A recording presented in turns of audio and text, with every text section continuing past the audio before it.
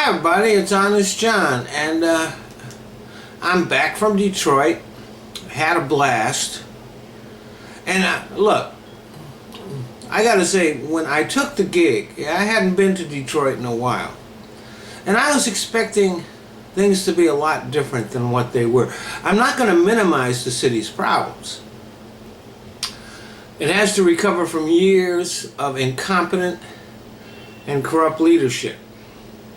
A political culture of corruption in which politicians just saw their jobs as to get rich and do favors for their friends.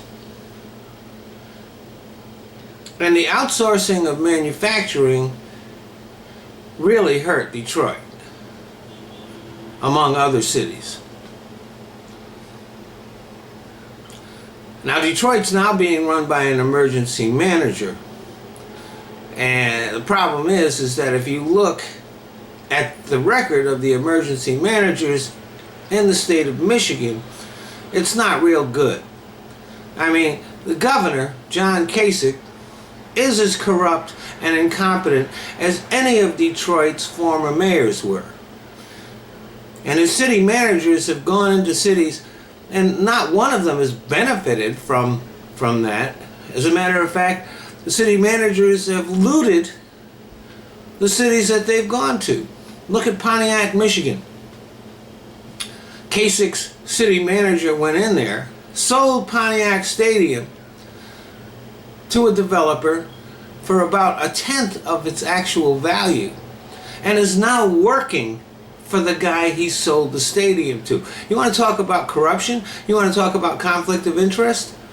You got to talk about the governor of Michigan.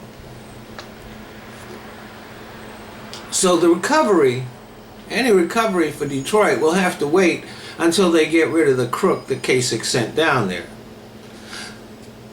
But like I said, I was expecting something different. I was expecting a really depressed city. Detroit is vibrant. It's got lots of growth potential. Yes, there are too many blighted areas and neighborhoods you want to avoid. But the city center is happening. They're partying like crazy there, I gotta say that. They got 3 casinos, some great restaurants, and the Riverwalk is spectacular. And while I was there, in addition to the comedy show that I was doing, there were concerts, there was a soul food festival, the new Transformers movie, the next Transformers movie is being filmed there. I stayed at a place called Roberts Riverwalk Hotel. The view was amazing, and the staff just went out of their way to help you out. I highly recommend it there. So if you're thinking Detroit is a place to avoid, you're wrong. The political elite might have failed, but the people of the city are optimistic, strong, and resilient. They haven't given up on Detroit, and it would be a mistake for anybody else to. Thanks for listening.